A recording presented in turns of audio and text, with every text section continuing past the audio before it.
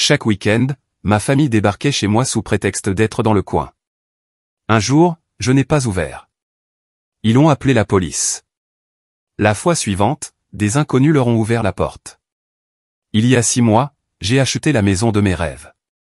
Je suis Camille, j'ai 31 ans, et après des années à économiser chaque centime de mon travail de comptable, j'ai finalement eu assez pour avoir mon propre chez moi. Le télétravail m'a donné la liberté de choisir n'importe quel endroit, et j'ai choisi cette magnifique maison avec un immense jardin et une terrasse parfaite pour le café du matin. La maison avait tout ce que je voulais. 3 chambres, 2 salles de bain, et un espace bureau parfait où je pouvais étaler mes dossiers clients sans que personne ne me dérange. La cuisine était moderne, le salon spacieux, et cette terrasse. Mon Dieu, j'adorais m'asseoir là avec mon ordinateur portable les matins tranquilles. Ma famille est venue pour la pendaison de crémaillère 2 semaines après mon emménagement. Maman et papa sont arrivés les premiers, suivis de ma sœur aînée, Chloé, avec son mari, Marc, et leurs 2 enfants, la petite Emma, qui a 5 ans, et Léo, 7 ans. C'est immense, ici, a dit Chloé en franchissant la porte d'entrée, ses yeux balayant chaque recoin. Merci. J'ai travaillé dur pour ça, ai-je répondu en les conduisant à la cuisine. Papa est sorti sur la terrasse. Ce jardin pourrait contenir un terrain de foot. Chloé est apparue à côté de nous, avec Marc à sa suite. Honnêtement, Camille, cette maison est beaucoup trop grande pour une seule personne. Une famille avec des enfants profiterait vraiment de tout cet espace. J'ai forcé un sourire et j'ai changé de sujet. Quelqu'un veut voir mon bureau? Le reste de la soirée s'est bien passé. Tout le monde a complimenté la nourriture et semblait heureux pour moi. Après leur départ, je me suis assise sur ma terrasse avec un verre de vin, savourant le silence parfait. 2 mois plus tard, j'ai organisé une fête de Noël. J'ai passé des jours à décorer et à préparer les chambres d'amis. Mes parents sont venus tôt. La famille de Chloé est restée pour la nuit, et la famille élargie est venue aussi. Oncle Patrick et tante Élise ont fait 2 heures de route et ma cousine Juliette est venue avec son petit ami. Tout le monde riait et s'amusait. Je me sentais fier en regardant ma famille se détendre chez moi. Les enfants jouaient tranquillement pendant que les adultes étaient assis autour de la table avec du café et du dessert. On devrait faire ça plus souvent, a dit maman.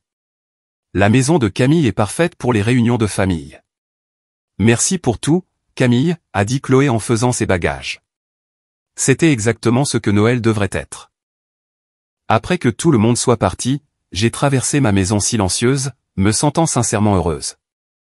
Peut-être que l'organisation d'événements familiaux deviendrait ma spécialité. La maison semblait vivante avec tous ses rires, et je pensais déjà aux futures réunions. Je n'avais aucune idée de ce dans quoi je m'embarquais. 3 semaines après Noël, mon téléphone a sonné. C'était maman. Salut, ma chérie. J'ai des nouvelles. L'anniversaire de Léo approche dans 2 semaines, et Chloé veut lui organiser une grande fête avec beaucoup d'enfants et un animateur. Ça a l'air sympa, ai-je dit, ne voyant pas où elle voulait en venir. Eh bien, son appartement est beaucoup trop petit pour 15 enfants, alors on a tous décidé que ce serait mieux de la faire chez toi. Mon estomac s'est noué. Quoi? Maman, je ne veux pas d'une fête d'enfants chez moi.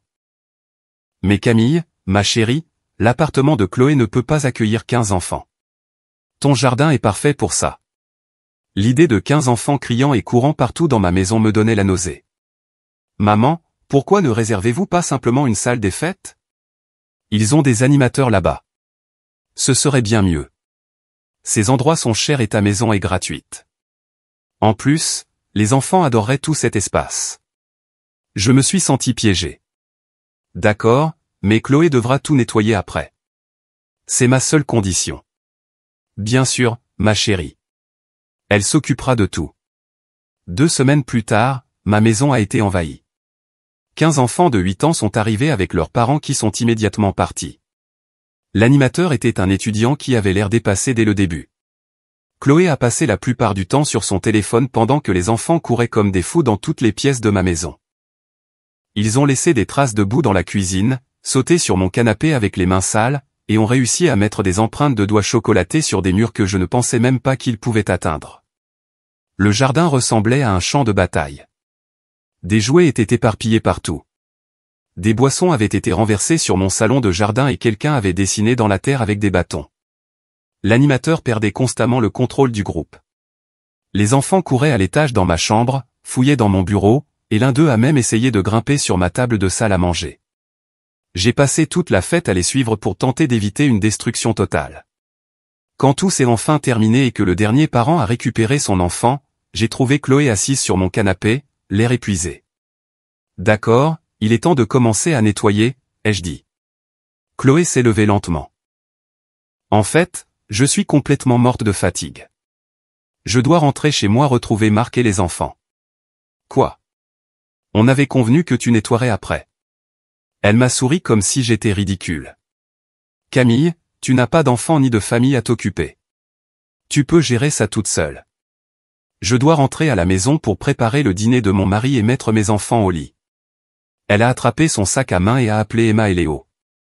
Ils sont passés juste à côté de moi comme si j'étais invisible et se sont dirigés vers la porte. Merci de nous avoir laissé utiliser ta maison, a-t-elle lancé par-dessus son épaule. Je suis resté au milieu de ma maison saccagée, entouré d'assiettes collantes, de biscuits apéritifs écrasés incrustés dans mon tapis, et de serpentins suspendus à mon ventilateur de plafond. Le silence que j'aimais tant me semblait maintenant écrasant. J'ai appelé un service de nettoyage professionnel car il était impossible que je gère ce désordre seul. L'entreprise de nettoyage est arrivée le lendemain matin avec du matériel industriel et 4 employés. Il leur a fallu 6 heures pour remettre ma maison en état. Quand ils m'ont présenté la facture, j'ai failli m'étouffer. 850 €. J'ai pris une photo du reçu et l'ai envoyée sur notre discussion de groupe familial avec un message. Chloé devrait payer ça puisqu'elle était censée nettoyer après la fête. Mon téléphone a explosé en quelques minutes. Chloé, tu me demandes sérieusement de payer pour le nettoyage de ta maison. Maman, Camille, c'est très avare de ta part. Ce n'était qu'une fête d'enfants. Marc, on ne peut pas se permettre ça en ce moment. Les enfants font du désordre. C'est normal. Papa, je suis déçu de toi, Camille. La famille, ça s'entraide. Je fixais les messages qui affluaient, chacun me faisant me sentir plus mal. Finalement, j'ai répondu. Laissez tomber, oubliez que j'ai demandé. La discussion est devenue silencieuse après ça. J'ai éteint mon téléphone et j'ai passé le reste de la journée à travailler, essayant d'oublier tout ce qui s'était passé. Un mois s'est écoulé paisiblement. J'ai repris ma routine de café matinal sur la terrasse, de journées de travail tranquille dans mon bureau, et de soirées à lire ou à regarder Netflix. La maison me semblait de nouveau mienne. J'avais presque oublié le désastre de la fête d'anniversaire de Léo. Puis le samedi matin est arrivé. J'étais en pyjama, en train de travailler sur les rapports trimestriels d'un client, quand j'ai entendu des voitures se garer dans mon allée. Par la fenêtre de mon bureau, j'ai vu maman et papa sortir de leur voiture, suivis d'Emma et Léo qui sautaient de la banquette arrière. J'ai enfilé une robe de chambre et j'ai ouvert la porte d'entrée. « Salut, qu'est-ce que vous faites ici ?»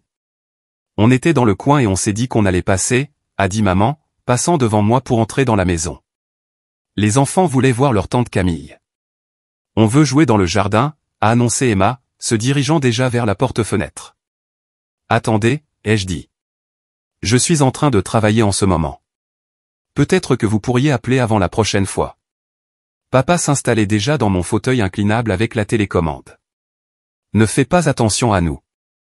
On va juste rester un petit moment. » En fait, a appelé maman depuis la cuisine. « On a plutôt faim. Tu as des œufs et du jambon? Peut-être des crêpes aussi. » Avant que je ne m'en rende compte, je préparais le petit déjeuner pour le déjeuner pour 4 invités inattendus tout en essayant de garder un œil sur les enfants par la fenêtre. Ils couraient dans mon jardin, cueillaient des fleurs et se jetaient de la terre. « C'est sympa, » a dit papa, sans quitter ma télévision des yeux. « On devrait faire ça plus souvent. » Ils sont restés jusqu'à 20 heures. Ils ont mangé tout ce qu'il y avait dans mon réfrigérateur. Le déjeuner que j'avais préparé, les restes de plats asiatiques que je gardais pour le dîner, des yaourts, des fruits, et même les pizzas surgelées d'urgence que je gardais pour les soirs chargés. Maman s'est sentie complètement chez elle, réorganisant mon étagère à épices pour se rendre utile.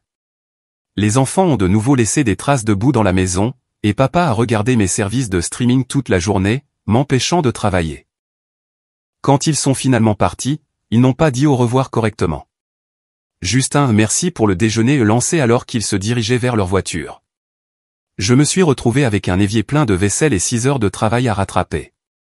Je suis resté debout jusqu'à 2 heures du matin pour finir les rapports qui auraient dû être terminés à midi. Le samedi suivant, c'est arrivé de nouveau. Même routine, arrivée inattendue, demande de nourriture, enfants détruisant mon jardin, parents s'appropriant mon salon. Cette fois, maman a insisté pour que je commande des pizzas pour tout le monde. J'ai commandé la nourriture et j'ai essayé de travailler dans mon bureau, mais les enfants criaient dans le jardin, et mes parents avaient des conversations bruyantes sur la terrasse. J'ai fermé ma fenêtre, mais je pouvais encore tout entendre. Quand ils sont partis ce soir-là, ma cuisine ressemblait à une zone de guerre, et ils n'avaient rien nettoyé, pas même leurs assiettes. Le dimanche soir, j'en avais assez. J'ai ouvert notre discussion de groupe familial et j'ai tapé « Je dois fixer des limites. Je ne peux plus avoir de visites surprises tous les week-ends. Vous perturbez mon emploi du temps et vous laissez du désordre que je dois nettoyer.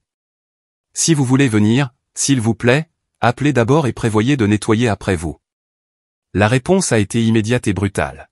« Maman, je n'arrive pas à croire que tu sois si ingrate. On veut juste passer du temps avec toi. Papa, c'est comme ça que la famille fonctionne. Camille, on se soutient les uns les autres. Chloé, waouh. Donc, tu détestes que tes neveux te rendent visite? C'est vraiment triste. Marc, tu agis comme si dépenser de l'argent pour la famille était un énorme fardeau. Très avare. Les messages ont continué d'arriver pendant des heures. J'avais la nausée en les lisant, alors j'ai fermé la discussion et je n'ai pas répondu, mais ils ne se sont pas arrêtés. Le samedi suivant, j'ai de nouveau entendu des voitures dans mon allée. Cette fois, ce n'était pas seulement mes parents et les enfants. J'ai jeté un coup d'œil à travers mes stores et j'ai vu l'oncle Patrick et la tante Élise sortir de leur voiture aussi, ainsi que ma cousine Juliette et son mari David. Maman a frappé à ma porte. Surprise. On était tous dans le coin et on a décidé de passer. J'ai ouvert la porte, déjà épuisé. Vous étiez tous dans le coin. Quelle coïncidence, n'est-ce pas? Tante Élise a ri.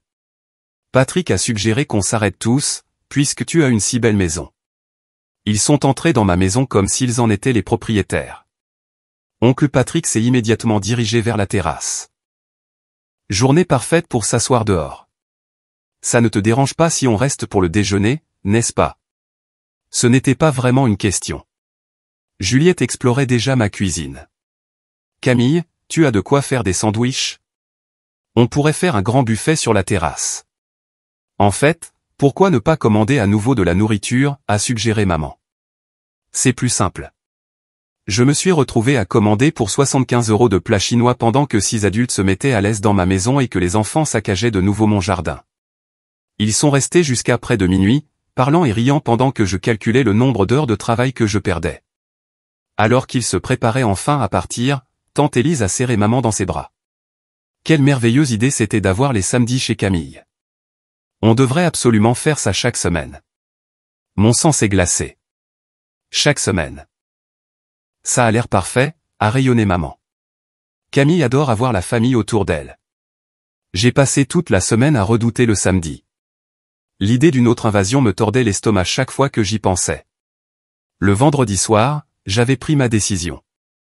Je n'ouvrirai tout simplement pas la porte. Le samedi matin est arrivé et, pile à l'heure, j'ai entendu le bruit familier de plusieurs voitures se garant dans mon allée. J'ai jeté un coup d'œil à travers mes stores et j'ai vu le même groupe que la semaine dernière.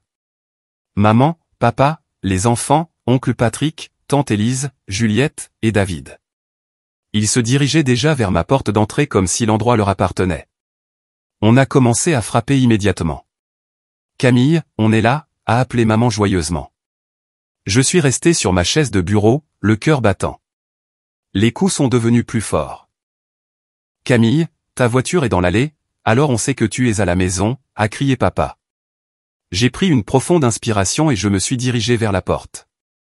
Je ne vous laisserai pas entrer aujourd'hui, ai-je appelé à travers le bois. Silence, puis une explosion de voix. Qu'est-ce que tu veux dire par tu ne nous laisses pas entrer? La voix de maman était stridente. Ouvre cette porte tout de suite, a exigé oncle Patrick. Et Camille, on veut jouer, a gémi Emma. Je vous ai tous dit la semaine dernière que j'avais besoin de limites, ai-je dit fort. Je travaille aujourd'hui et je ne veux pas de visiteurs. Maman a commencé à frapper plus fort à la porte. Camille, tu nous mets dans l'embarras devant tout le voisinage. Ouvre cette porte immédiatement. Non. Je vous ai demandé d'appeler d'abord et vous m'avez ignoré. Je vous ai demandé de nettoyer après vous et vous m'avez ignoré. Maintenant, je vous demande de partir. Les coups ont continué et j'entendais les enfants commencer à pleurer. Mes voisins devaient assister à un sacré spectacle. Très bien, a hurlé maman. J'appelle la police. Ils te forceront à nous laisser entrer. Je n'en croyais pas mes oreilles. Maman, la police ne force pas les gens à laisser leur famille entrer chez eux. On verra bien. Je l'ai entendu composer le 17. C'était de la folie. Ma propre mère appelait la police contre moi parce que je ne voulais pas ouvrir ma porte. 20 minutes plus tard, j'ai entendu de nouvelles voix dehors. Par la fenêtre, j'ai vu 2 policiers s'approcher de ma porte. Les coups étaient beaucoup plus calmes maintenant. Madame, pourriez-vous ouvrir la porte, s'il vous plaît? Nous aimerions vous parler. J'ai déverrouillé la porte et je l'ai ouverte, faisant face à 2 policiers à l'air fatigués et à 8 membres de ma famille furieux qui se tenaient derrière eux. Le policier le plus âgé avait l'air confus. Votre mère dit que vous refusez de laisser entrer votre famille. C'est exact. C'est ma maison et je ne veux pas de visiteurs aujourd'hui. Je leur ai demandé de quitter ma propriété et ils refusent. Elle est cruelle et déraisonnable, a éclaté maman. On veut juste lui rendre visite. L'agent a levé la main pour la faire taire, puis m'a regardé de nouveau. Madame, est-ce votre maison? Oui, monsieur l'agent. Je suis la propriétaire. J'ai tout à fait le droit de décider qui entre. Il a hoché la tête. Absolument. Et vous avez le droit de demander aux gens de quitter votre propriété, même aux membres de votre famille. Tout le monde derrière lui a eu un hoquet de surprise. Quoi? A bafouillé tante Élise. Vous ne pouvez pas être sérieux. Je suis tout à fait sérieux, a répondu le policier. Cette dame a tout à fait le droit légal de refuser l'entrée à quiconque elle le choisit. Vous devez tous quitter sa propriété maintenant. Le visage de maman était rouge vif. Vous faites une énorme erreur. Messieurs les agents, la famille devrait être ensemble. Madame, les seules personnes qui font des erreurs ici, c'est vous tous pour avoir refusé de partir quand on vous l'a demandé. Si vous ne partez pas maintenant, nous devrons vous verbaliser pour violation de domicile. J'ai regardé les visages de toute ma famille passer par différentes étapes de choc et de colère. Emma et Léo s'accrochaient à leurs grands-parents, l'air confus et effrayé. Très bien, a dit froidement papa. On s'en va. Mais ce n'est pas fini, Camille. Ils ont commencé à marcher vers leur voiture, me jetant des regards furieux par-dessus leurs épaules. Maman a été la dernière à partir. Tu vas le regretter, m'a-t-elle sifflé. Après leur départ, le policier le plus âgé a secoué la tête. Les conflits familiaux sont toujours compliqués. Vous devriez peut-être envisager d'obtenir une ordonnance de protection si cela continue, bien que honnêtement, vous n'ayez probablement pas encore de motifs suffisants. Essayez de régler ça entre vous si possible. Merci, messieurs les agents. J'apprécie votre aide. Ils sont partis et j'ai fermé ma porte, glissant contre elle jusqu'à être assise par terre dans mon entrée. Mes mains tremblaient. Je n'arrivais pas à croire que je venais de faire expulser ma propre famille de ma propriété par la police. Mon téléphone s'est mis à vibrer immédiatement. Les SMS affluaient, mais pas directement à moi. Ils avaient ajouté des gens à notre discussion de groupe familial. Tous les oncles et tantes que je n'avais même pas vus depuis des années. Des cousins de l'autre bout de la France, et même des amis de la famille. Les messages étaient brutaux. Cousin Michel, je viens d'apprendre ce qui s'est passé. Je n'arrive pas à croire que Camille a appelé les flics sur ses propres parents. Bien sûr, maman n'avait pas dit que c'était elle qui avait appelé la police. Pas moi. Tante Sophie, quel genre de personne met sa famille à la porte? C'est dégoûtant. Oncle Robert, j'ai toujours su que cette fille était égoïste. Vivre dans cette grande maison toute seule tout en refusant de la partager. Les messages continuaient d'affluer. Des gens à qui je n'avais pas parlé depuis des années discutaient de ma vie comme si je n'étais même pas dans la discussion. Maman répondait à chaque commentaire, approuvant et ajoutant ses propres plaintes. Maman, je ne sais pas où je me suis trompé en l'élevant. On voulait juste passer du temps ensemble en famille. Tante Élise, elle est complètement sans cœur. Ces pauvres enfants étaient si excités de jouer dans son jardin. Juliette, je n'arrive pas à croire qu'elle ait fait perdre du temps à la police pour ça. C'est si embarrassant. J'ai fait défiler des dizaines de messages, chacun étant comme un coup de poing dans l'estomac. Ces gens ne connaissaient pas toute l'histoire, mais ils étaient prêts à me crucifier sur la base de la version des faits de maman. Finalement, je n'en pouvais plus. J'ai quitté le groupe de discussion et j'ai bloqué les notifications. Mais le mal était fait. Toute ma famille élargie pensait maintenant que j'étais une sorte de monstre qui avait appelé la police contre ses parents aimants sans aucune raison. Je suis restée assise dans ma maison silencieuse cette nuit-là, réalisant que ma famille ne comprendrait jamais.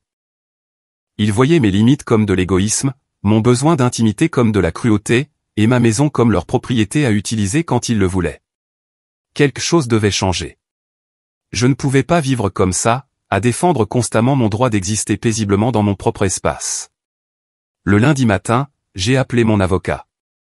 Je l'avais utilisé lorsque j'avais acheté la maison, et il me semblait la personne logique à qui demander conseil sur ce désordre.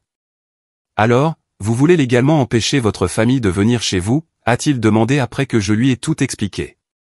Si c'est possible, oui. Il a soupiré. Camille, vous n'avez pas de motif suffisant pour une ordonnance de protection. Ils ne vous ont pas menacé de violence ou causé des dommages matériels que vous pouvez prouver.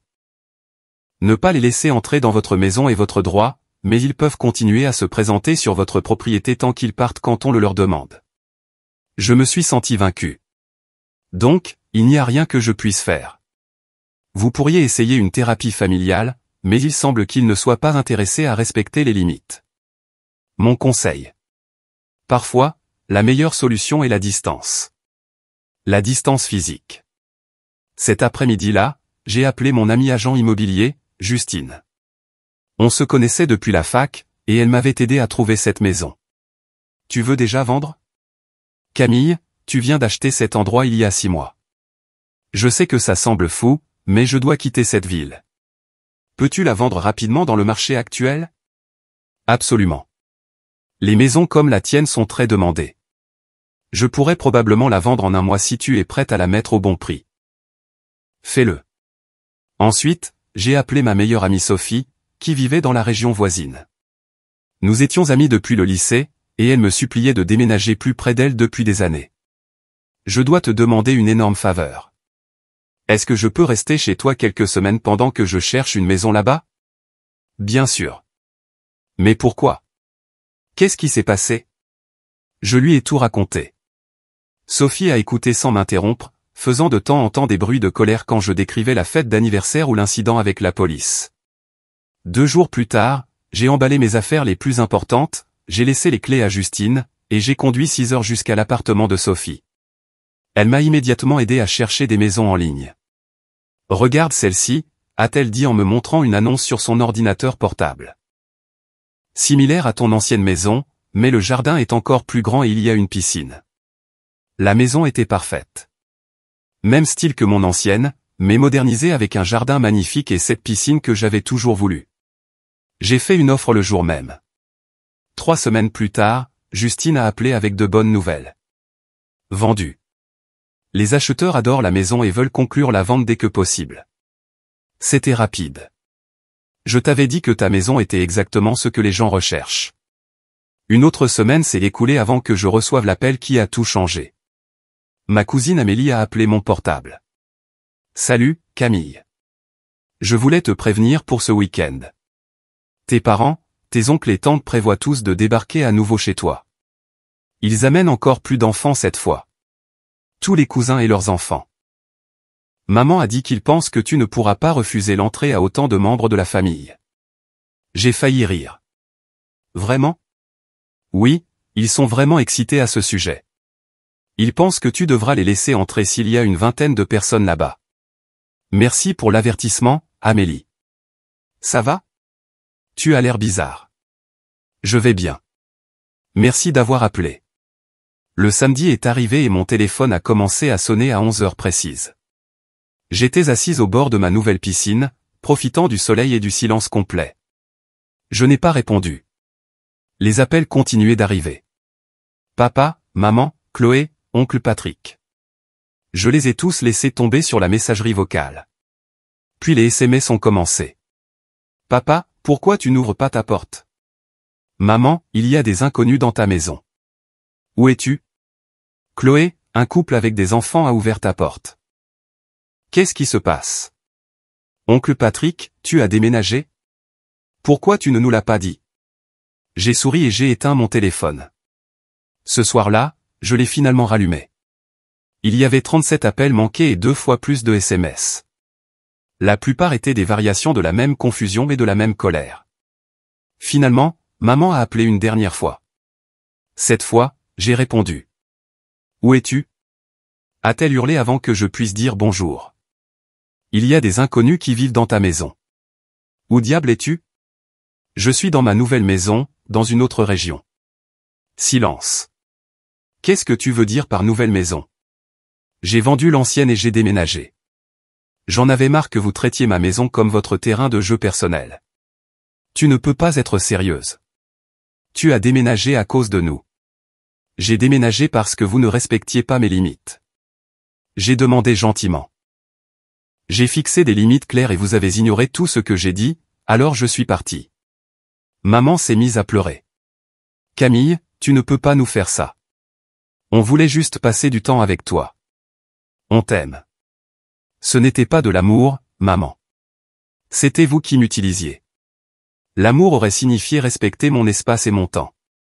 S'il te plaît, ma chérie. On peut arranger ça. On fera mieux. Je te le promets. C'est trop tard. J'en ai fini. Tu ne peux pas en avoir fini avec ta famille. Regarde-moi faire. J'ai raccroché et j'ai immédiatement bloqué les numéros de téléphone de tout le monde. Tous. Pendant des mois après cela, j'ai vécu paisiblement dans ma nouvelle maison. Je travaillais depuis mon nouveau bureau, je nageais dans ma piscine, et je profitais du genre de calme que j'avais oublié possible. Sophie me rendait visite le week-end parfois, et on s'asseyait sur ma terrasse en buvant du vin et en riant de la façon dont ma vie d'avant avait été ridicule. 6 mois après mon déménagement, j'ai reçu un email de maman. D'une manière ou d'une autre, elle avait trouvé mon adresse email professionnelle. Chère Camille, j'espère que tu vas bien. Tu nous manques terriblement à tous et nous réalisons maintenant que nous avons peut-être été trop exigeants avec ton temps et ton espace. Nous en avons discuté en famille, et nous comprenons que nous avons fait des erreurs. Nous aimerions avoir la chance de te rendre visite dans ta nouvelle maison et de te montrer que nous pouvons respecter tes limites. S'il te plaît, envisage de nous laisser revenir dans ta vie. Amour, maman. Je l'ai lu 3 fois, ne ressentant absolument rien. Pas de colère, pas de tristesse, pas de tentation de répondre. La femme qui avait écrit cet email était la même qui avait appelé la police quand je n'avais pas ouvert ma porte. La même qui avait regardé son autre fille me laisser avec une facture de nettoyage de 850 € et m'avait traité d'avare pour avoir demandé un remboursement. La même qui avait passé des mois à transformer ma maison en restaurant et en crèche gratuit. J'ai supprimé l'email et j'ai bloqué cette adresse aussi. Je vis tranquillement maintenant. Ma maison est exactement comme je l'aime. Mes week-ends sont à moi, et personne ne débarque en exigeant de la nourriture ou en laissant du désordre à nettoyer. Parfois, je me demande si j'ai réagi de manière excessive, si j'aurais dû essayer plus fort de faire en sorte que ça marche. Puis je me souviens de ce que c'était de redouter les samedis matins, de voir mon travail interrompu par des gens qui considéraient mes limites comme des suggestions, et d'être traité de cruel pour vouloir un respect de base dans ma propre maison. Je ne me pose plus la question. J'ai fait le bon choix. Parfois, la famille, ce ne sont pas les personnes avec qui vous avez un lien de parenté. Ce sont les personnes qui vous traitent réellement comme la famille le devrait.